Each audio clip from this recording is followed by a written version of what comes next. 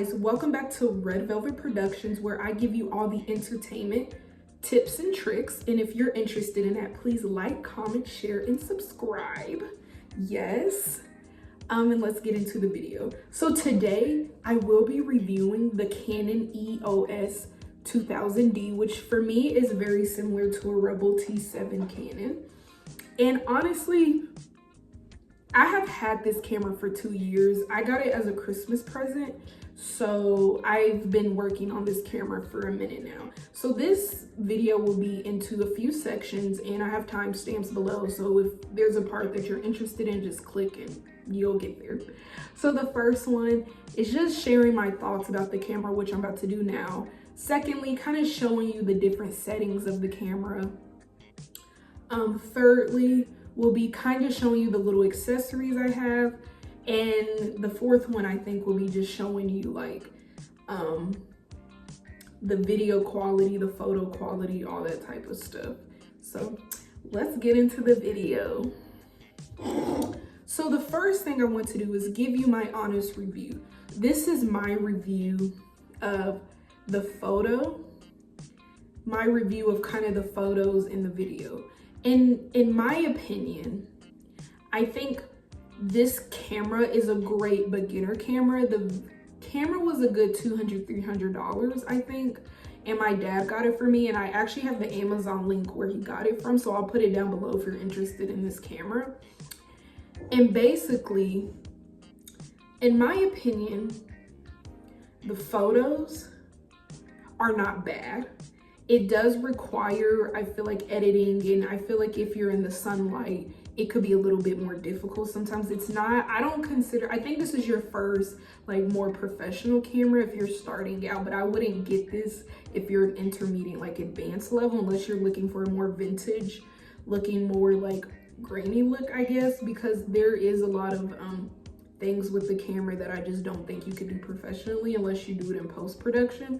So I think for photos and videos, I would give it maybe a good 5 to 6 out of 10, because a lot of the videos can come out a little grainy. It can be hard to focus. You definitely have to do a lot of manual. I would not recommend using autofocus in my opinion. It can help sometimes, but I think mainly using manual focus would be definitely very beneficial, because baby, this camera is not gonna do what it needs to do. So yeah, that's kind of my honest review about it for that measure.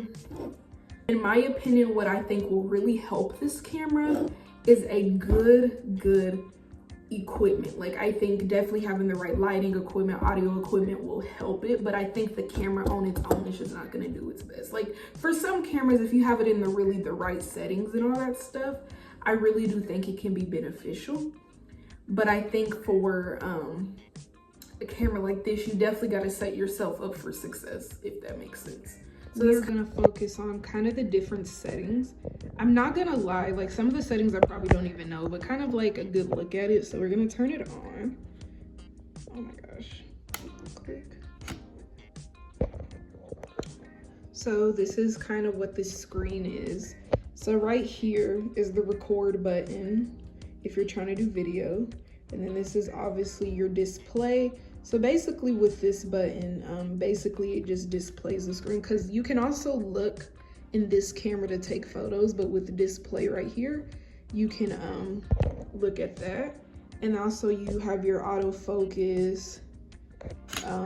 I believe this is white balance, but I don't really use it often. If I'm wrong, please, at me on it. This is your ISO.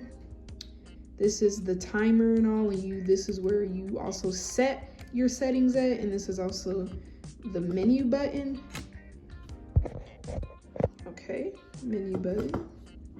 You kind of go through and like pick your settings, like exposure, lighting, shutter speeds, image quality. So there's a lot of settings, I would say, to set you up for better success, brightness, time, whatever, Wi-Fi, because it can connect to Wi-Fi as well too.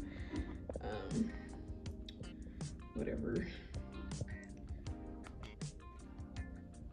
So also up here, these are the different settings that you can use to take photos. So obviously right here is where you take video, right here.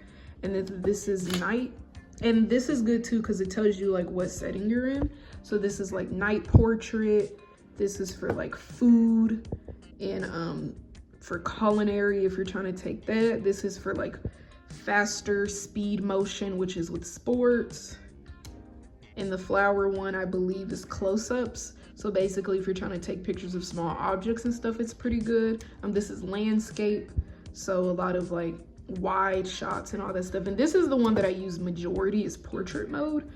This helps, like, I think with portrait mode, especially for taking pictures of like people that are of people, it does require a flash, I think, but I typically use this one the most because it helps balance their skin out and make things more clear and focus on the person, obviously portrait mode.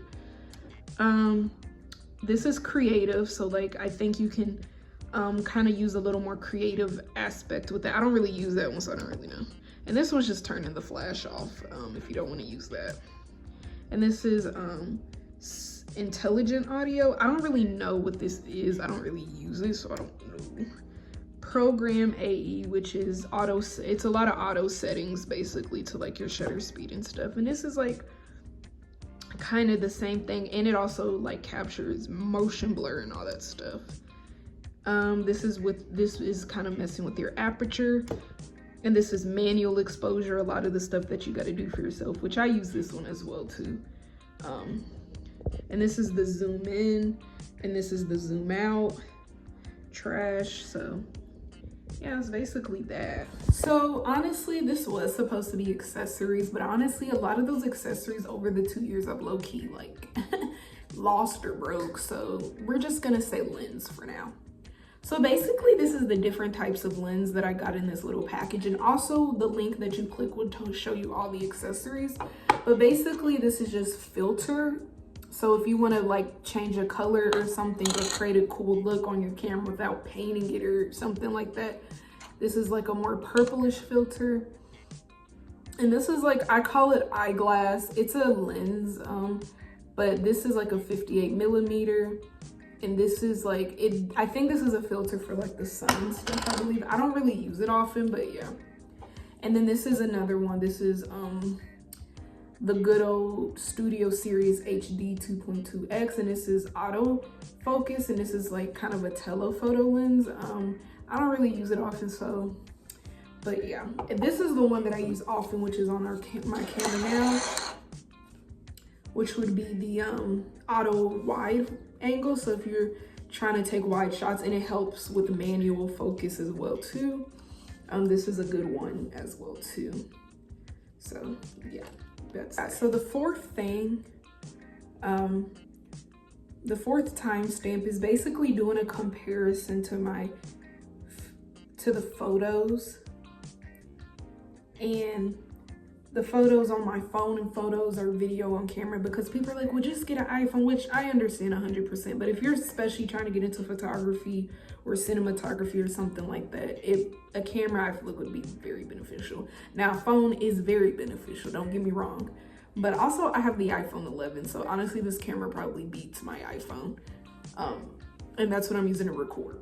I usually use this for a more like professional level, but I just use this for now until I get something bigger and better. So yeah. So honestly, I'll show you that.